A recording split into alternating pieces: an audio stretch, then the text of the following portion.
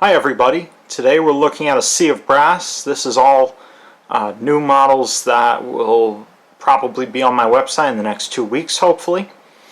So I want to just share with you all what I'm doing. So I took them all out, I made sure they're all running perfectly, doing the work I need to where I need to do it. Most of the time these models are in pretty good condition. But I'm just going to go through and tell you guys what these are. This first one is a Northwest Shortline 13-ton shea with a vertical boiler. Just a really neat piece. We're going to run this in a few seconds here. The next one is this fantastic and really rare Northern Pacific Z4 2882 with booster truck.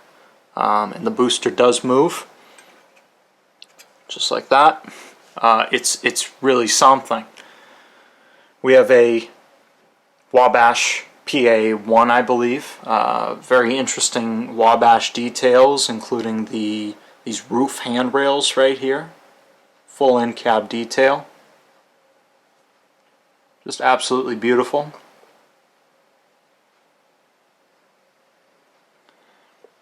Next we have this Overland pile driver, which can also be used as a digger. It also has powered trucks, or well, it's not powered, but you know, there you go. Then we have a Illinois Traction Company Class B with AAR trucks. Let me pick this up. I still have to do a little work to this, unfortunately. For whatever reason, one of the motors, there's two motors in here that power the individual trucks. One of the motors is running significantly slower, and I'm not sure why. It's also missing a trolley pole, so I'm going to hopefully acquire that and get this back up to the standards that I keep for my own models and for customers' models. Next we have this really cool Empire Midland 210L.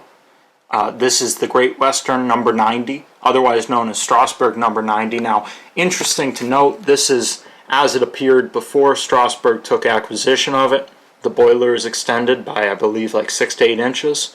I believe I think it's just an extended smoke box. I don't think there's any, you know, secret coffin feed water heater or something. A gorgeous model. It runs really nicely too. Next we have this Overland Monpa 280. Just phenomenal detail. I mean, look at this thing. And the color of it, the shine, it's really wonderful. Full cab detail, which I'll photograph much better with my other camera. Then we have this one I pulled out from my personal collection, very honestly. This is a Willamette Cuspe Lumber Company. Forget the number off the top of my head, but really interesting engine. It's not a shea, it's a Willamette. The cylinders are different. The orientation of things are different. The trucks, I think, are slightly different. Very cool engine. Another Empire Midland, this is a Pennsylvania Railroad H3 class. I mean, this thing is really nicely painted. There's a shovel for the coal. We need a man in the cab, probably. An engineer, fireman. Has a backhead. Really a wonderful model. Just really, really neat. And again, this paint job is second to none. And very unique, this early model. So what I'm going to go ahead and do real quick is take this Northwest Shortline 13-ton shea. This is by far, I think a lot of people really would like to see this run. I mean, the gearing on it is really something. So let's go ahead and do that. I'm going to pick it up here and let's walk over to my test track, which is part of my old layout. A lot of engines here on my test track because it's just what happens. I think I got to get my J off though. Okay, let's watch this thing.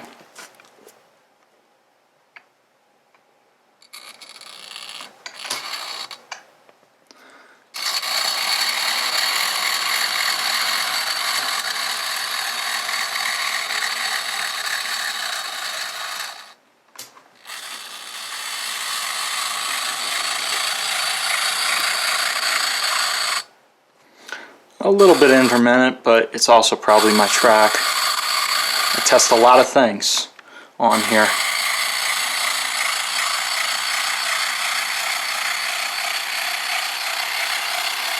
The backhead on this model is really, really something. I mean, just look at that.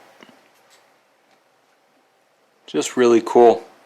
So that's the Northwest Shortline 13-ton shea. I think that's really cool. Really a wonderful model. You can see the gearing.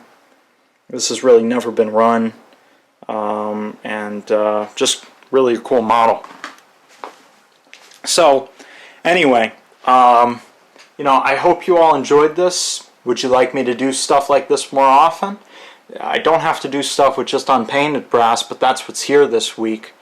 I got some cool projects going on, and one of these days I'll personally pick up a paintbrush, or I guess an airbrush more specifically. But you know, until then, I'm just doing my thing with them. I can do basic repairs and stuff like that, basic soldering work. But I hope you all enjoyed. I enjoy working on these models. I love trains. I mean, grew up with them, so I've had a lot of experience working on these things. And very honestly, if you're scared to work on any of these models, don't be. Literally, they're so basic. All of these steam engines come apart, probably albeit the articulated, come apart with like 3 or 4 screws. So don't be scared. Jump in, do your thing, paint it, DCC it. You can do it. I promise you that. So anyway, thanks for watching another BrassBasement.com video. This has been Adam, and I look forward to seeing you on my site, in the Brass Collectors and Operators group on Facebook, and feel free to message me. Always happy to help.